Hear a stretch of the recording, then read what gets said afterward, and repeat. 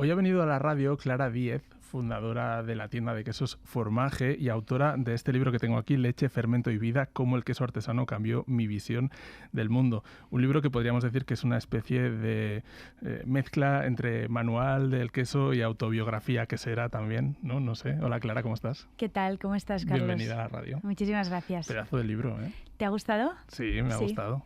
Es muy personal. Es ¿no? muy personal. Está narrado muy en primera persona en cómo tú has vivido toda esta llegada al mundo del queso, y de hecho empiezas diciendo que la gente te pregunta por qué. ¿Por qué una chica de 20 y pocos años de repente lo deja todo para dedicarse a su nueva pasión, ¿no? Que es el queso? Pues sí, lo has definido bien. Es verdad que Leche, Fermento y Vida, hay mucha gente que me pregunta, ¿no? ¿Pero es un manual sobre queso o es un libro didáctico? ¿Cómo lo has enfocado? Y yo creo que es una mezcla, la verdad, porque sí que es cierto que bueno, ahí está la intención didáctica de acercar al lector, ¿no? De una forma muy personal, eso sí, al universo del queso artesano, pero es verdad que se imbrican historias personales, un punto de vista verdaderamente personal nuevamente, episodios vividos, hay una pequeña parte de ficción también, en algunos pequeños relatos, ¿no? Está a caballo entre, no sé, hay ensayos, es decir, creo que es una cosa, es una buena mezcolanza, ¿no? Pero ¿por qué una chica de 20 y pocos años quiere dedicar su vida al mundo del queso? Bueno, la verdad es que fue un aterrizaje muy accidental, es decir, llegué de manera inesperada a través de un amigo de mi familia que era productor de queso, ¿no? Uh-huh. Y si bien es cierto que cuando yo llegué a este sector me pareció una oportunidad simplemente práctica, ¿no? De incorporarme a un mercado laboral distinto, de aceptar una propuesta pues profesional que me parecía que podía ser más o menos interesante. Realmente no esperaba que me fuese a cautivar de la manera en la que lo hizo, y tiene mucho que ver con la carga de humanidad que hay detrás de esos procesos manuales, con el descubrimiento de una manera nueva de entender el territorio, de entender los productos, ¿no? Que se derivan del paisaje en realidad, ¿no? Bueno, una serie de cuestiones casi filosóficas que tienen mucho que ver con ese quedarme decidir quedarme en este sector, ¿no? El libro está lleno de fotos súper bonitas, vemos muchos quesos, pero también vemos a muchos productores, a muchos animales, muchos paisajes.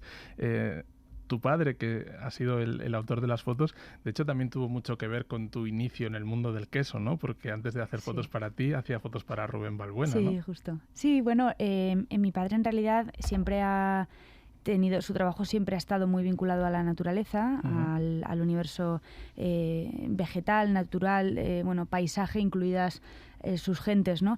Y mi padre llevaba ya tiempo efectivamente recorriendo España, pues retratando la realidad de la nueva que sería artesana, ¿no? Y efectivamente fue a través suyo que acabé trabajando en este sector, así que... Tú dices que te interesa el queso artesano, pero no el queso industrial. O sea, no te interesa el queso en general. Tú eres de queso artesano y además de abordarlo con una perspectiva holística, ¿no? No solamente el producto, sino todo lo que viene antes, todo lo que hay detrás.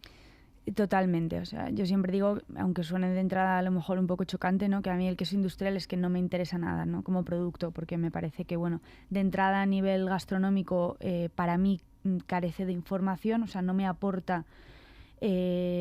pues nada que me interese demasiado, la verdad. Pero hay buenos quesos industriales también, ¿no? Los hay.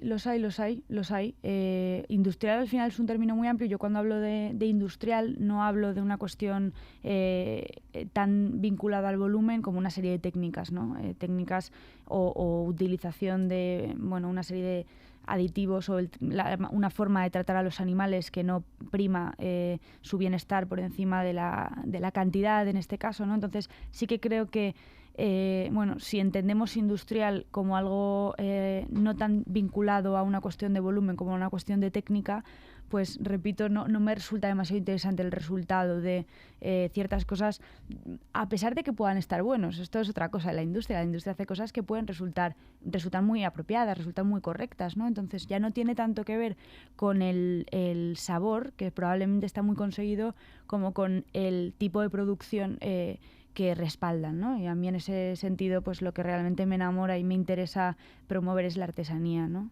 Tú en el libro hay momentos que te pones un poco técnica y nos hablas de mohos y de bacterias y de levaduras. Es verdad que lo explicas un poco como si estuvieras contando un cuento, o sea, no es un libro técnico, ¿no? Pero, por ejemplo, ¿deberíamos tener miedo de los quesos de leche cruda? Que es algo que a la gente le acaba de... O sea, no le acaba de convencer.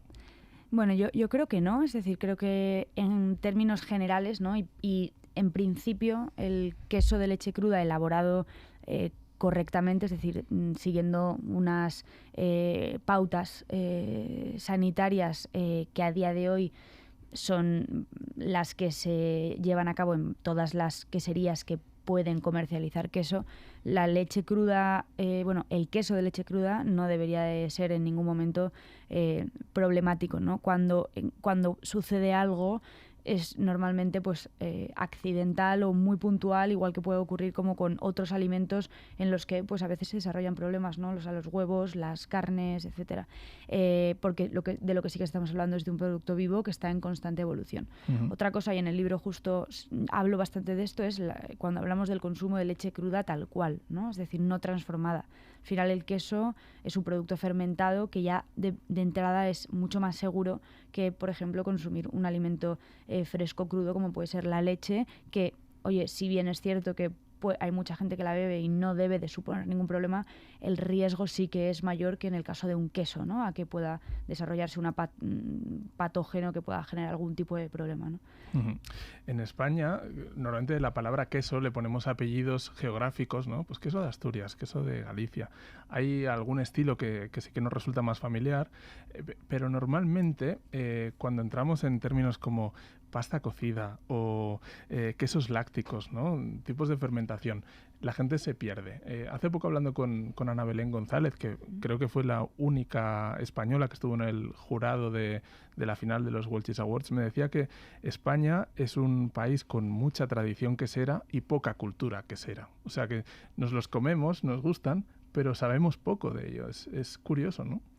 Absolutamente. Sí, es cierto, pero fíjate que pienso que no solo tiene que ver con el queso, tiene que ver en general con muchos de los productos que consumimos de manera diaria, ¿no? Nos pasa un poco con el aceite, a veces lo hablaba con alguien hace poco, ¿no? Hemos empezado a hablar de variedades hace relativamente poco tiempo, en realidad, ¿no? O sea, hablar de arbequina, hablar de picual es una cosa como muy, muy de ahora, ¿no? Muy novedosa, y somos un país muy consumidor de aceite. Pues imagínate con el queso, que realmente no es un producto. Tendemos a pensar, y es cierto, ¿no?, que en España se produce mucha leche, sobre todo, porque además exportamos leche, comercializamos leche fuera de España para fabricación de queso, etcétera, pero no somos tan queseros, es decir, estamos a la cola en la lista de países, en la lista de consumo, ¿no?, de queso en Europa, o sea que verdaderamente es un poco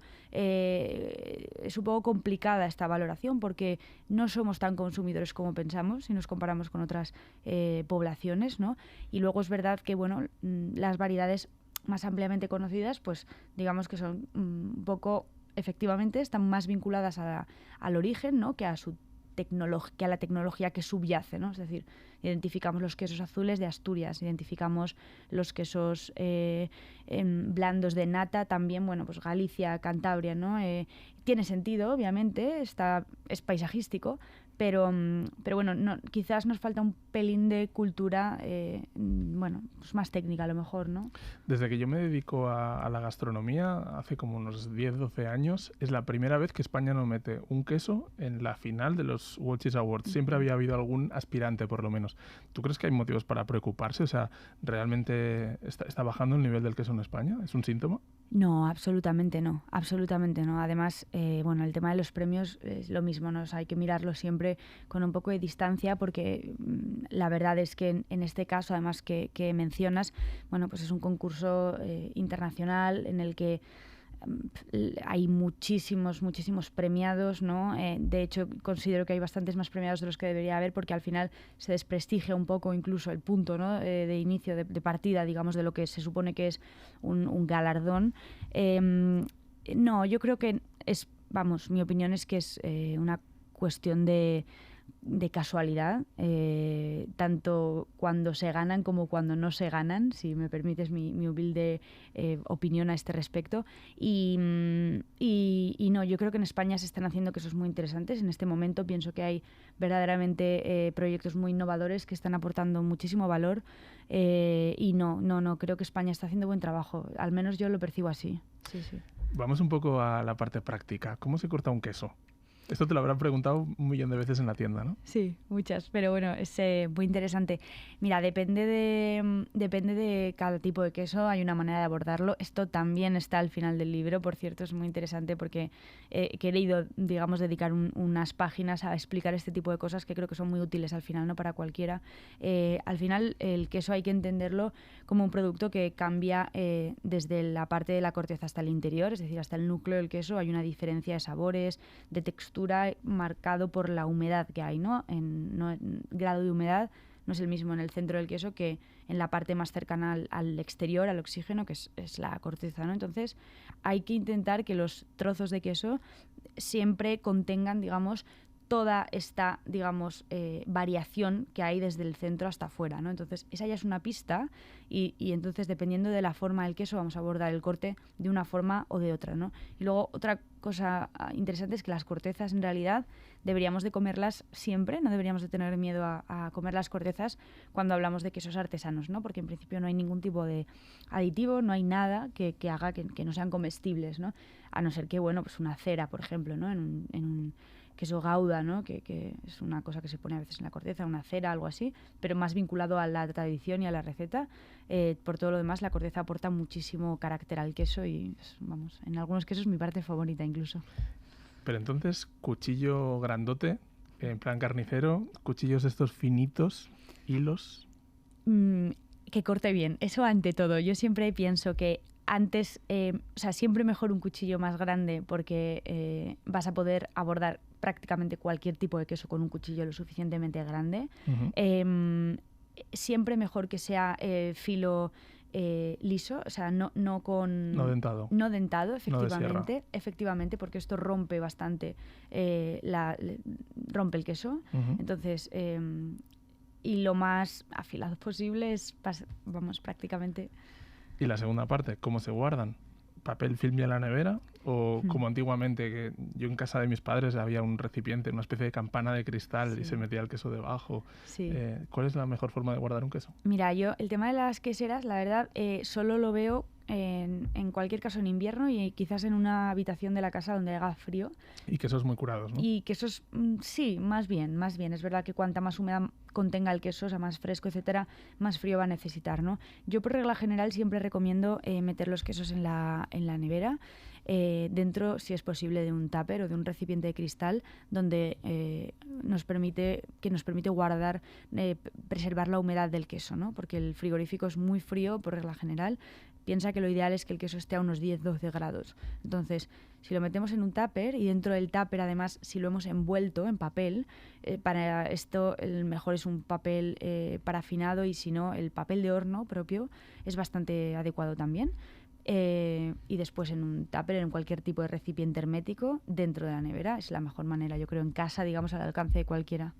En el libro recomiendas tirar de madera o de barro para presentar una tabla de quesos. Normalmente las tablas de quesos siempre se hacen con estilos muy distintos, ¿no? Pero no sé si también se puede hacer una tabla de quesos de un mismo estilo o no sé, pongámonos en modo Navidad. ¿Qué 4 o 5 quesos pondrías tú en una tabla y por qué? Vale, bueno, claro, se pueden hacer tablas temáticas, o sea, yo creo que al final esto es la libertad absoluta, ¿no? O sea, justo lo bueno que tiene un producto como el queso es que tiene tantas variedades que puedes abordar, o sea, puedes diseñar lo que te apetezca, ¿no? Yo, de todas maneras, siempre recomiendo hacer una diferenciación de texturas, fíjate, o sea, creo que las texturas nos ayudan a diferenciar quesos distintos y tecnologías sin saber nada, ¿no? Es decir, si al final tienes una tabla de 5 quesos, ¿no? Y tienes un queso cremoso, lo que llamamos una pasta blanda, ¿no? Un queso más duro, como puede ser un estilo, un queso manchego, un queso idiazábal, ese tipo de texturas que son friables, secas, normalmente en España leche de oveja o leche de cabra. Luego otro queso también duro pero elástico, como son los quesos alpinos, ¿no? Como puede ser un Comté, Gruyère. Si te das cuenta, ese tipo de quesos también son duros, pero es otro tipo de textura, ¿no? O sea, es una dureza elástica, ¿no? Ahí ya tenemos dos diferencias. Hay una clara distinción entre eso y un queso, por ejemplo, manchego, un queso de cabra del sur de España, etcétera. Y luego un queso azul, por ejemplo, ya tienes unas cuantas variedades. Luego, como sabes, porque tú conoces el producto, sabes que hablamos también de diferencias por cortezas lavadas, cortezas naturales, pero que haya variedad de texturas, porque realmente la textura nos marca, yo creo, que el perfil del queso, ¿no? Yo sé que en vuestra tienda sois muy de hacerle probar al cliente, ¿no? Y si le gusta, pues que lo compre. Entonces, habrá una tabla de quesos para cada persona, pero si te pregunto por la tuya, ¿qué 4 o 5 quesos te tienen ahora enamorada? Bueno, mira, ahora, porque además yo cambio de idea todo el rato, siempre lo digo, o sea, no me preguntes cuál es mi queso favorito porque cada semana te diré uno distinto. Ahora mismo estoy obsesionada con Selles sur Cher, que es un queso francés, se escribe Selles sur Cher. Es un queso, uno de los quesos tradicionales franceses que normalmente de cabra, es una láctica de cabra, quesos muy jovencitos, 20 días, una cosa chiquitita, textura rugosa, o sea, corteza rugosa, etcétera. Que a mí me parece que ahora mismo está fascinante en este punto del otoño. Claro, la leche cambia, ¿no? O sea, el queso es un producto estacional, entonces depende de la estación, encontramos unos perfiles u otros. Para mí ahora mismo está fantástico y lo recomiendo y seguro lo tendré en Navidad. Stilton es el queso azul que a mí más me apasiona, junto con Roquefort. Curiosamente son estos dos quesos, un inglés y un francés, son mis quesos azules favoritos, o sea que también uno de ellos estará en mi mesa. Luego está... hay un queso español que se llama Matalobos, que se elabora en un pueblo de León, en Ardón. Es un formato tradicional de pata de mulo, que es un queso castellano tradicional. Y a mí Matalobos es un queso que me gusta mucho por cambiar un poco de tercio cuando hablamos de leche de oveja, ¿no? Que tendemos a irnos a otras variedades a lo mejor más conocidas, pero a mí este queso Matalobos me parece muy, muy especial. Y bueno, ¿qué más? Seguro tendré algún otro queso inglés, porque la inglesa es mi cultura favorita en quesería, la verdad. Me gusta muchísimo la manera en la que hacen queso los ingleses. Así que no sé. En general, donde hay buena hierba, hay buen queso. Sí. Quizá con la excepción de Fuerteventura, ¿no? O sea, de repente en Canarias es un secarral y hacen unos quesos increíbles. Sí, el caso de Canarias es muy particular. Está fíjate, en el caso, por ejemplo, dices de Fuerteventura, está más vinculado a la técnica y a la raza. Es decir, bueno, tiene una técnica bien controlada del queso majorero, ¿no? Que hacen. Y luego tienen la cabra payoy, la cabra majorera, que es la raza autóctona de la isla también, y eso ya agrega muchísima particularidad al queso, pero en cambio el pienso lo tienen que importar de la península, ¿no? Porque efectivamente no tienen pasto, entonces... Ya la última, tú has recorrido España, has viajado muchísimo para conocer las queserías y a sus productores. ¿Crees que el medio rural español realmente está en crisis? ¿Que es un sector que no tiene futuro, tal y como están las cosas, si no hacemos nada al respecto? Yo creo que tenemos una crisis importante, sí, de medio rural, la verdad. Creo que hay un problema importante de paisaje, de pérdida de identidad paisajística. Creo que hay un problema de concienciación por parte de el sector urbano, que somos todos nosotros, ¿no? Yo creo, los que bueno, pues simplemente no vivimos conectados con el medio rural y por tanto pues perdemos un poco la estela de todo lo que sucede detrás del producto final, que es lo que a nosotros nos llega, ¿no? Y sí, hay una crisis importante, empezando por la parte de los precios, ¿no? O sea, pagamos precios irrisorios, hemos asumido que el precio de la comida es uno que realmente no es, y tenemos un problema, sí, yo creo que toca, hay que revisar, porque me da la sensación de que bueno, iremos perdiendo por el camino una serie de cosas sin darnos cuenta. Ajá. Clara Díez, Formaje, muchas gracias por este libro, Leche, Fermento y Vida, cómo el queso artesano cambió mi visión del mundo, y muchas gracias por haber venido a la radio a hablar de ello. Gracias, Carlos, un placer.